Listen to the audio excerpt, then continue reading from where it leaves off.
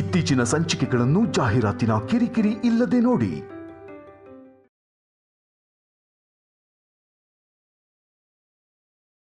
ಕಲ್ಯಾಣಿ,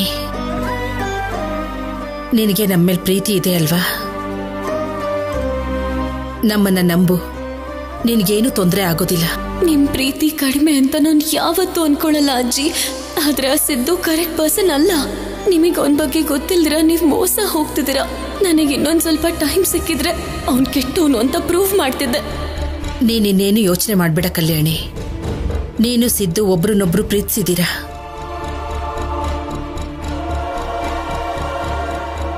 ನಿಮ್ಮಿಬ್ಬರ ಮಧ್ಯೆ ದೂರ ಹೆಚ್ಚಾಗಬಾರ್ದು. ಅದಕ್ಕೆ ತಕ್ಷಣ ನಿಶ್ಚಿತಾರ್ಥ ಆಗ್ಬಿಡ್ಬೇಕು. ನಿಶ್ಚಿತಾರ್ಥ ಆದ್ಮೇಲೆ ನಿನಗೆ 18 ವರ್ಷ ಆಗ್ತಿದ್ದ ಹಾಗೇನೆ ಮದ್ವೆ ಮಾಡಿಸ್ಬಿಡ್ತೀನಿ. ಸಿದ್ದು ಜೊತೆ ನೀನ್ ಮದುವೆ ಮಾಡ್ಬೇಕು ಅನ್ಕೊಳ್ಳೋದು ಒಂದ್ ರೀತಿಲಿ ನಮ್ಮ ಸ್ವಾರ್ಥ ಕೂಡ. ಸಿದ್ದು ಆದ್ರೆ ಮನೆ ಅಳಿಯನಾಗಿರ್ತಾನೆ, ನೀನು ನಮ್ ಕಣ್ಮುಂದೆನೇ ಇರ್ತೀಯ. ಅನುಪಮ, ನಾಳೆ ನಿಶ್ಚಿತಾರ್ಥಕ್ಕೆ ಯಾರ್ಯಾರನ್ನು ಕರಿಬೇಕೋ ಎಲ್ರನ್ನೂ ಕರಿ. ಹಾಗೆ ಆಗ್ಲಮ್ಮ.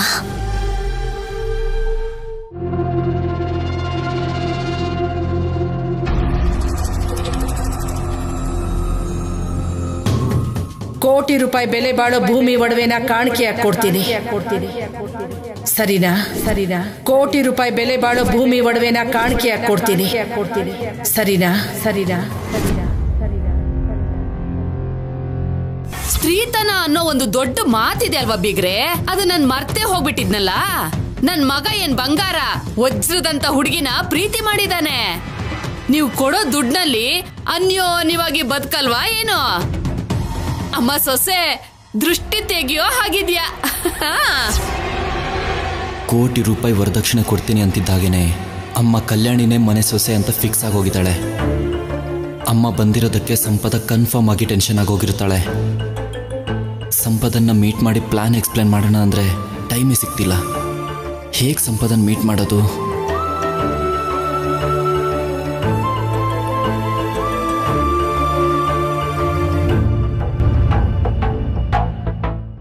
ಮನೆಯವರೆಲ್ಲ ನನ್ ಸಿದ್ದುನ ಪ್ರೀತಿಸ್ತಿದ್ದೀನಿ ಅಂತ ಫಿಕ್ಸ್ ಆಗೋಗಿದ್ದಾರೆ.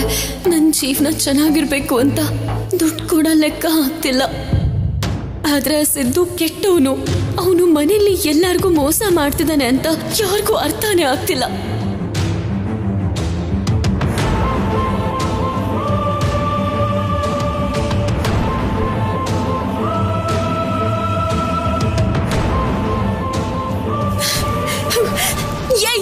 ಯಾಕೋ ಮನೆಯವ್ರಿಗೆಲ್ಲ ಮೋಸ ಮಾಡ್ತಿದ್ಯಾ?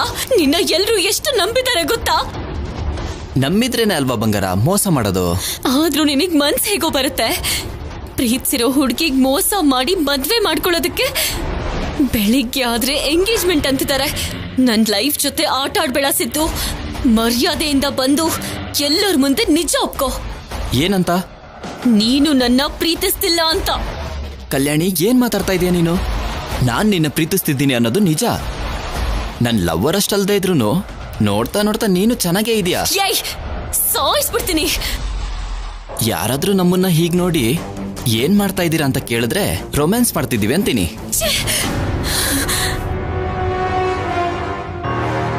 ನೀನ್ ನನ್ನ ಮದ್ವೆ ಮಾಡ್ಕೊಂಡ್ರೆ ನಿನ್ ಲವರ್ ಪರಿಸ್ಥಿತಿ ಏನು? ಅವಳನ್ನು ಮಾಡ್ಕೋತೀನಿ. ರವಿಚಂದ್ರನ್ ಸಿನಿಮಾ ನೆನ್ಪಿದ್ಯಾ? ಅದೇ ನಾನು ನನ್ನ ಹೆಂಡ್ತಿರು, ಅದೇ ಕಾನ್ಸೆಪ್ಟ್ ಫಾಲೋ ಮಾಡೋಣ. ಆದ್ರೆ ಈ ವಿಷಯ ನಿನಗೆ ಯಾವಾಗ್ಲೂ ಹೇಳಿದಿನಲ್ವಾ, ಮತ್ತೆ ಈ ಟಾಪಿಕ್ ಯಾಕೆ? ನಿನ್ನ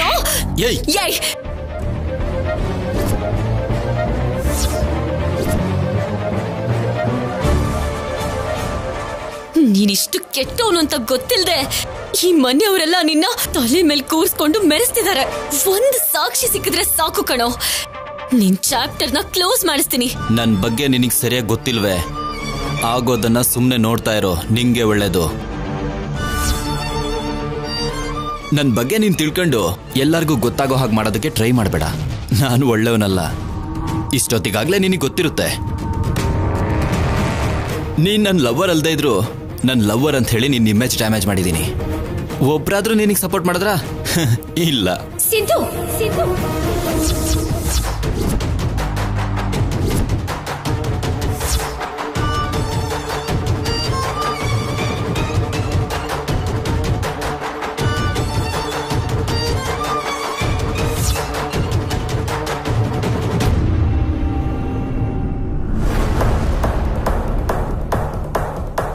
ಅನುಪಮಮ್ಮ ಎಲ್ಲ ಕೇಳಿಸ್ಕೊಂಡ್ಲಾ? ಛೇ,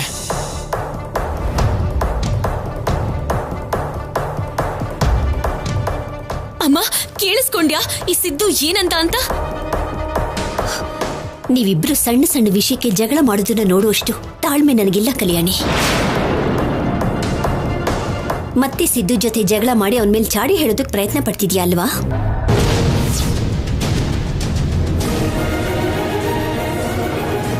ಅದ್ ಹಾಗಲ್ಲಮ್ಮ. ಸಿದ್ದು, ನೀನು ಒಗೆಯೋಕ್ ಹಾಕಿರೋ ಬಟ್ಟೆಲಿ ಸಂಪದ ಯಾಕೆ ಫೋನ್ ಮಾಡ್ತಾ ಇದ್ದಾಳೆ? ಏನೋ ಅರ್ಜೆಂಟ್ ಇರಬೇಕು. ಒಂದು ನಿಮಿಷಮ್ಮ, ಈಗಲೇ ಬರ್ತೀನಿ. ಇದ್ಯಾವುದೋ ಟಿಕೆಟ್ ಇದ್ದಾಗಿದೆ. ಸಿದ್ದು ಬಟ್ಟೆನ ಒಗಿತಿರ್ಬೇಕಾದ್ರೆ ಅವ್ನ ಜೇಬಲ್ ಸಿಕ್ತು. ಸಿದ್ದು ಫೋನಲ್ಲಿ ಮಾತಾಡಿದ್ಮೇಲೆ ಮತ್ತೆ ಜಗಳ ಆಡೋಕ್ ಶುರು ಮಾಡ್ತೀರಲ್ವಾ, ಆಗಿದ್ದನ್ನ ಅವನು ಕೊಟ್ಬಿಡು. ಟಿಕೆಟ್ಸಾ? ಬ್ಯಾಂಗ್ಳೂರ್ ಟು ಮುಂಬೈ. ಸಿದ್ಧಾರ್ಥ ಇನ್ನೊಂದು ನೇಮ್ ಅಳಿಸೋಗಿದ್ಯಲ್ಲ. ಹೀಗಾದ್ರೂ ಈ ಸೆಕೆಂಡ್ ನೇಮ್ ತಿಳ್ಕೋಬೇಕು. ಅವಾಗ ಇವ್ ಆಟಕ್ಕೆ ಫುಲ್ ಸ್ಟಾಪ್ ಇಡ್ಬೋದು.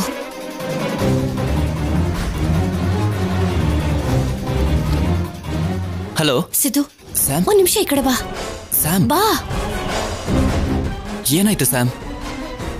ಏನ್ ಸಿದ್ದು, ಕಲ್ಯಾಣಿ ಅಷ್ಟೊಂದು ಇಷ್ಟ ಆದ್ಲಾ? ಮದ್ವೆಗೂ ರೆಡಿ ಆಗಿದ್ಯಾ? ಏನ್ ಮಾತಾಡ್ತಾ ಇದೀಯಾ ಸ್ಯಾಮ್? ನಿಜಾನೇ ಅಲ್ವಾ ಮಾತಾಡ್ತಿರೋದು?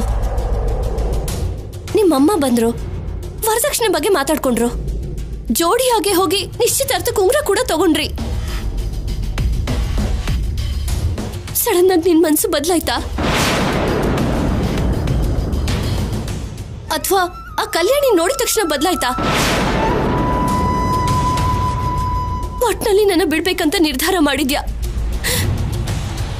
ನಿನಗ್ ನಾನು ಬೋರ್ ಆಗಿದ್ದೀನ?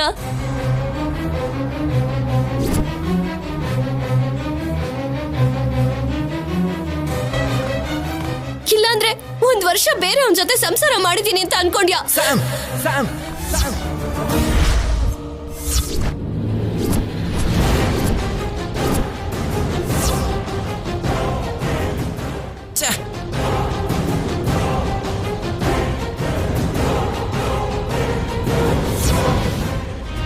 ಅರ್ಥ ಮಾಡ್ಕೋತೀಯ ಅನ್ಕೊಂಡೆ ಸ್ಯಾಮ್.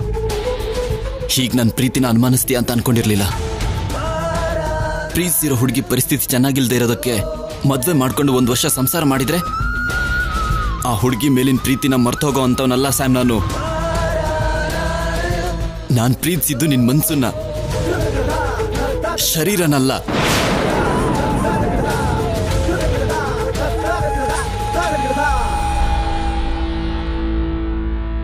ನೀನ್ ಅಂದ ಹಾಗೆ ಕಲ್ಯಾಣಿ ನೋಡ್ತಿದ್ದಾಗೇನೆ ಅವಳ ಮೇಲೆ ಪ್ರೀತಿ ಇಲ್ಲ ಇಷ್ಟ ಆಗಿದ್ರೆ ನಿನ್ ಜೊತೆ ಓಡ್ ಹೋಗೋದಕ್ಕೆ ಪ್ರಯತ್ನನೇ ಪಡ್ತಾ ಇರ್ಲಿಲ್ಲ. ಅವತ್ತು ನಾವು ಸಿಕ್ಕಾಕೋಬಾರ್ದು ಅಂತ ಏನ್ ಮಾಡ್ಬೇಕು ಅಂತ ಗೊತ್ತಿಲ್ಲದೆ ಹಗ್ ಮಾಡ್ಕೊಂಡೆ ಸ್ಯಾಮ್.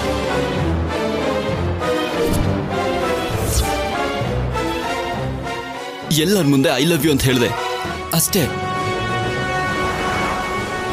ಮನೆಯವರೆಲ್ಲ ಸಡನ್ ಆಗಿ ನಿಶ್ಚಿತಾರ್ಥ ಅಂತ ಹೇಳ್ಬಿಟ್ರು. ನಿನ್ನ ಹತ್ರ ಹೇಳ್ಬೇಕು ಅಂತ ಎಷ್ಟೋ ಟ್ರೈ ಮಾಡಿದೆ, ಆದ್ರೆ ಆಗ್ಲಿಲ್ಲ.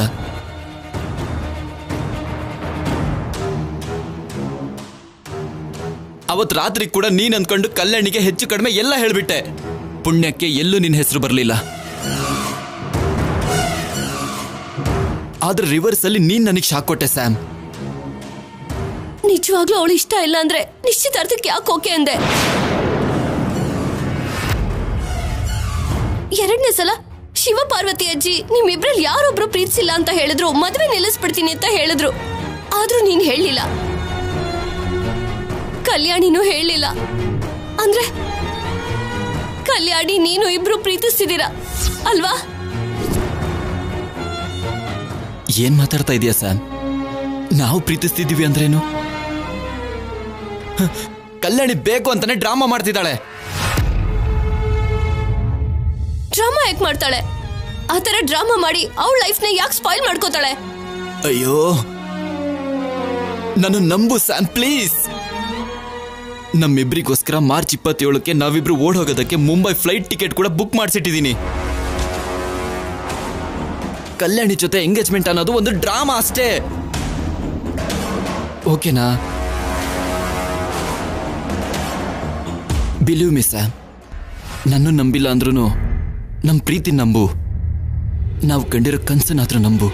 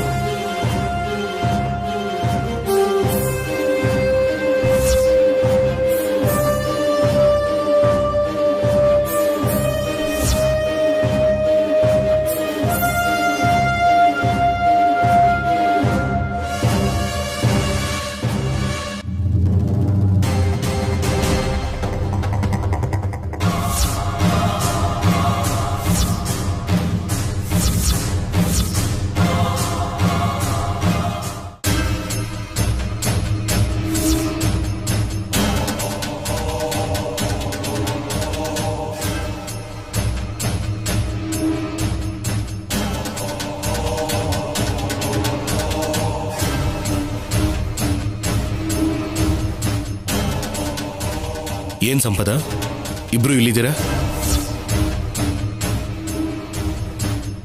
ಸಿದ್ದು, ಸಂಪದ ಕೈ ಹಿಡ್ಕೊಂಡು ಏನ್ ಕೇಳ್ತಾ ಇದೆ?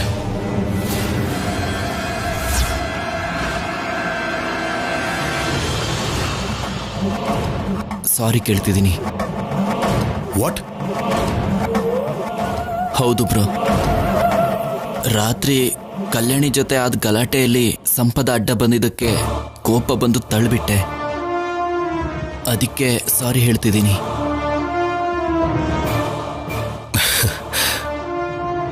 It's okay Siddu. ನೀನು ಕಲ್ಯಾಣಿ ಮುಂದಾಗೋ ಗಂಡ ಹೆಂಡತಿ. ಹಾಗೆ ಪ್ರತಿ ಚಿಕ್ಕ ವಿಷಯಕ್ಕೂ ಜಗಳ ಮಾಡ್ಕೊಂಡ್ರೆ ಹೇಗೆ? ಪ್ರೀತಿಯಿಂದ ಅನ್ಯೋನ್ಯವಾಗಿರ್ಬೇಕು. ಒಬ್ರನ್ನೊಬ್ರು ಅರ್ಥ ಮಾಡ್ಕೋಬೇಕು. ಒಂದ್ ರೀತಿಲಿ ಹೇಳ್ಬೇಕು ಅಂದ್ರೆ ನಮ್ಮ ಹಾಗಿರ್ಬೇಕು. ಏನಂತೆ ಸಂಪದ? ಹೌದು ರೀ.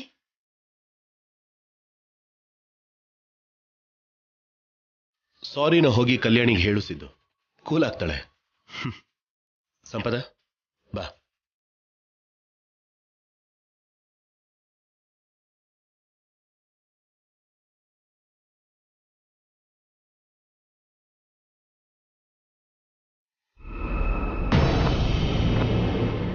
ಏನಮ್ಮ, ಒಳ್ಳೆ ದಿನಗಳು ಎಷ್ಟಿವೆ ಅಂತ ಲೆಕ್ಕ ಹಾಕ್ತಿದ್ಯಾ?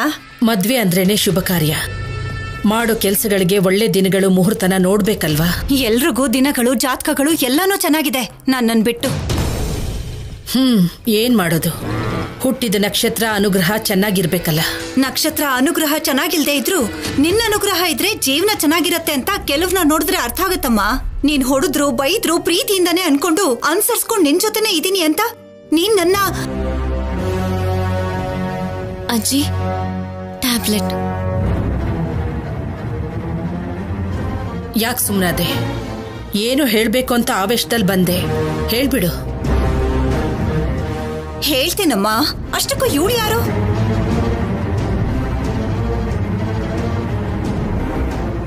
ಹೊಸ್ದಾಗ್ ಕೇಳ್ತಿದ್ಯಾ? ಅನುಪಮನ್ ಮಗಳು. ಹೆರ್ದೆ ಬೆಳೆಸ್ದೆ ಆದವಳು ಅನುಪಮಗೆ ಮಗಳಾಗಿ. ಆದ್ರೆ ನಿಜ ಏನಂದ್ರೆ ಅಣ್ಣನ್ಗೂ ಮಾತುರಿಗೂ ಹುಟ್ಟಿರೋ ಮಗಳು. ಏನಾಯ್ತ ಮೇಂತಿ? ಆಗ್ಬೇಕಾಗಿರೋದೆಲ್ಲ ಯಾವಾಗ್ಲೂ ಆಗೋಗಿದೆ. ನಮ್ಮಣ್ಣ ನಿನಗ ಅನ್ಯಾಯ ಮಾಡ್ದ ಅಂತ ನಿನ್ ಹೆಸರಲ್ಲಿ ಫಿಕ್ಸ್ಡ್ ಡೆಪಾಸಿಟ್ ಮಾಡಿದ್ಲು ನಮ್ಮಮ್ಮ.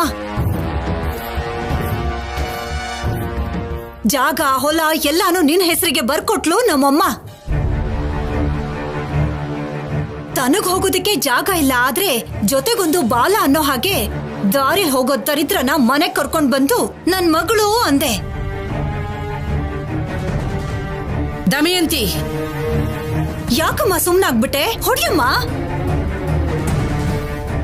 ನಾನ್ ಕೇಳಿದ ಪ್ರತಿ ಸಲನೂ ದೇವಸ್ಥಾನದಲ್ಲಿ ಗಂಟೆ ಬಾರಿಸ್ದಾಗೆ ನನ್ ಕೆನ್ನೆಗ್ ಬಾರಿಸ್ತೀಯ. ಇವರೆಲ್ರಿಗೂ ನಾನು ಕೇವಲ ಆಗೋಗಿದ್ದೀನಿ. ಅಷ್ಟಕ್ಕೂ ನಾನು ಕೇಳಿದ್ರಲ್ಲಿ ತಪ್ಪೇನಾದ್ರೂ ಇದೆಯೇನಮ್ಮ? ಈ ಕಲ್ಯಾಣಿ ಕಾಲಿಟ್ಟಾಗಿಂದ ಯಾವತ್ತಾದ್ರೂ ಈ ಮನೆ ಪ್ರಶಾಂತವಾಗಿದ್ಯೇನಮ್ಮ? ದೇವ್ರೇ ಅಂತ ಉಸಿರು ತಗೊಳ್ಳೋ ಅಷ್ಟರಲ್ಲಿ ಯಾವುದೋ ಒಂದ್ ರೀತಿಲಿ ಮನಃಶಾಂತಿ ಕೆಡಿಸ್ತಿದ್ದಾಳೆ. ಈ ಮನೇಲಿ ಕಲ್ಯಾಣಿ ಜೊತೆ ಯಾರಿಗೂ ಇಲ್ದಿರೋ ಸಮಸ್ಯೆ ನಿನಗ್ಯಾಕೆ ಬರ್ತಿದೆ? ಎಲ್ರ ಥರ ನನಗ್ ಸುಮ್ನೆ ಇರಕ್ ಆಗಲ್ಲಮ್ಮ. ನನಗ್ ₹1 ಆದ್ರೂ ವರದಕ್ಷಿಣೆ ಅಂತ ಕೊಟ್ಟಿದ್ಯಾ? ಇಲ್ಲ.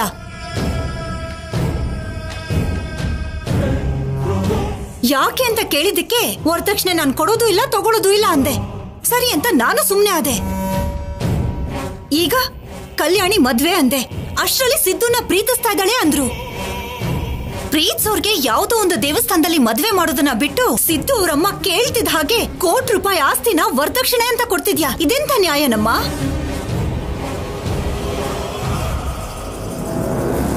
ಅದು ವರದಕ್ಷಿಣೆ ಅಲ್ಲ, ಸ್ತ್ರೀಧನ. ಹೆಸರು ಏನಾದ್ರೆ ಏನು, ಹೋಗೋದು ಈ ಮನೆ ಆಸ್ತಿನೇ ತಾನೆ. ಈ ಮನೆ ಸ್ವತ್ತಾದ್ರೂ ಅದು ಕಲ್ಯಾಣಿಗೆ ಸೇರ್ಬೇಕಾದ್ದೆ. ನನ್ನ ಆಸ್ತಿ ಮೇಲೆ ನನ್ನ ಮೊಮ್ಮಗಳಿಗೆ ಹಕ್ಕಿದೆ. ಅಜಯ್ಗೆ ಸೇರ್ಬೇಕಾದ ಆಸ್ತಿನ ಕಲ್ಯಾಣಿಗೆ ಸ್ತ್ರೀಧನವಾಗಿ ಕೊಡ್ತಿದ್ದೀನಿ.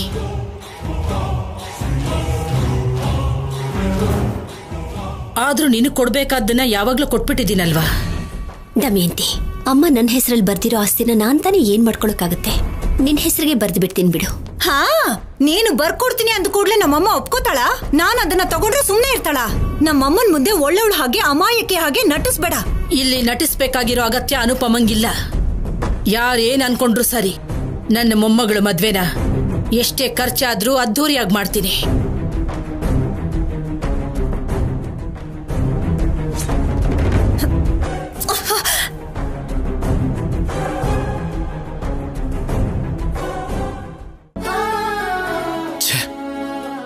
ಲೀವ್ ಕೇಳೋಣ ಅಂತ ಫೋನ್ ಮಾಡಿದ್ರೆ SP ಸರ್ ಫೋನೇ ತೆಗಿತಿಲ್ವಲ್ಲ. ಸರ್, ಶೌರ್ಯ ಅವರು ಅಂದ್ರೆ ನಾನೇ. ಹೇಳಿ ಸರ್. ನನ್ನ ಹೆಸರು ರಾಂಬಾಬು ಅಂತ. ಕಾನ್ಸ್ಟೇಬಲ್ ಅನಿಲ್ ಕಳ್ಸಿದ್ರು. ನಾಳೆ ನಿಮ್ಮ ಮನೇಲಿ ಫ್ಲವರ್ ಡೆಕೋರೇಷನ್ ಮಾಡಬೇಕು ಅಂತ ಹೇಳಿದ್ರು. ಹೌದು, ಎಂಗೇಜ್ಮೆಂಟ್ ಇದೆ. ತುಂಬಾ ಚೆನ್ನಾಗಿ ಡೆಕೋರೇಟ್ ಮಾಡಬೇಕು. ಹಾಗೇನೆ ಎಂಟ್ರೆನ್ಸ್ ಅಲ್ಲಿ ಶಿವಪಾರ್ವತಿಯವರ ನಿಶ್ಚಯ ತಾಂಬೂಲ ಆಹ್ವಾನ ಅಂತ ಇರಬೇಕು. ಸರಿ ಸರ್. ಎಷ್ಟೇ ಖರ್ಚಾದ್ರೂ ಪರವಾಗಿಲ್ಲ, ಸರಿನಾ? ಸರಿ ಸರ್, ಚೆನ್ನಾಗೇ ಮಾಡ್ತೀವಿ. ಹುಡುಗ ಹುಡುಗಿ ಹೆಸರು ಹೇಳಿ ಸರ್. ಹುಡುಗಿ ಹೆಸರು ಕಲ್ಯಾಣಿ. ಹುಡುಗ 1 minute sir. Good morning sir. 2 days back inform ಮಾಡಿದ್ದೆ, ನೆನಪಿದ್ಯಾ ಸರ್? ಎಂಗೇಜ್ಮೆಂಟ್ ಇದೆ, 3 ಡೇಸ್ ಲೀವ್ ಬೇಕು ಅಂತ.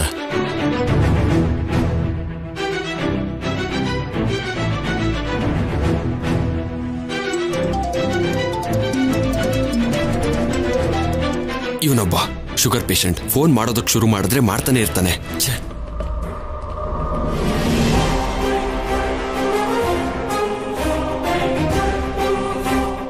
ತುಂಬಾ ಗ್ರ್ಯಾಂಡ್ ಆಗಿ ಮಾಡು ಅಂದ್ರು. ಹುಡುಗಿ ಹೆಸರು ಹೇಳಿದ್ರು, ಆದ್ರೆ ಹುಡುಗನ ಹೆಸರು ಹೇಳಿಲ್ಲ. ಸರ್ ಸರ್, ಹೆಸರು ಶೌರ್ಯ. ಸರಿ ಸರ್. ಹಾ ಸರ್, ಓಕೆ ಸರ್. ಓ, ಮದ್ವೆ ಗಂಡು ಇವರೇನಾ? ಅದಕ್ಕೆ ಎಷ್ಟು ಖರ್ಚಾದ್ರೂ ಪರವಾಗಿಲ್ಲ ಅಂತಿದ್ದಾರೆ.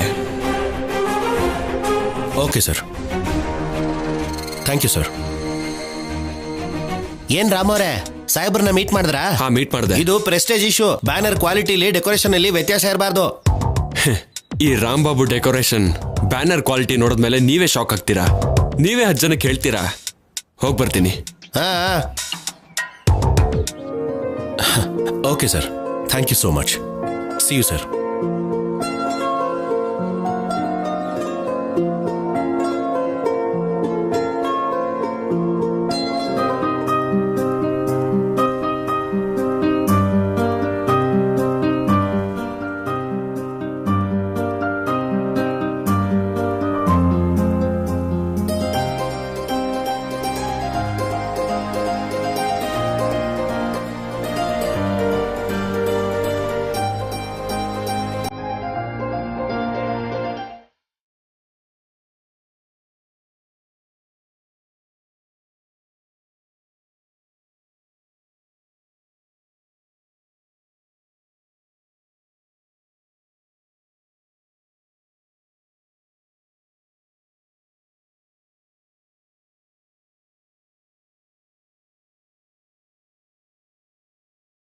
ಬಟ್ಟೆ ಇಷ್ಟ ಆಗ್ಬೇಕಾಗಿರೋದು ನಮ್ಗಲ್ಲ, ಗಂಡು ಹೆಣ್ಣಿಗೆ. ಅನುಪಮ, ಏನಮ್ಮ? ಕಲ್ಯಾಣಿ ಸಿದ್ದುನ ಕರಿ, ಅವ್ರಿಗೆ ಬೇಕಾಗಿರೋದನ್ನ ತಗೋತಾರೆ. ಸರಿಮ್ಮ.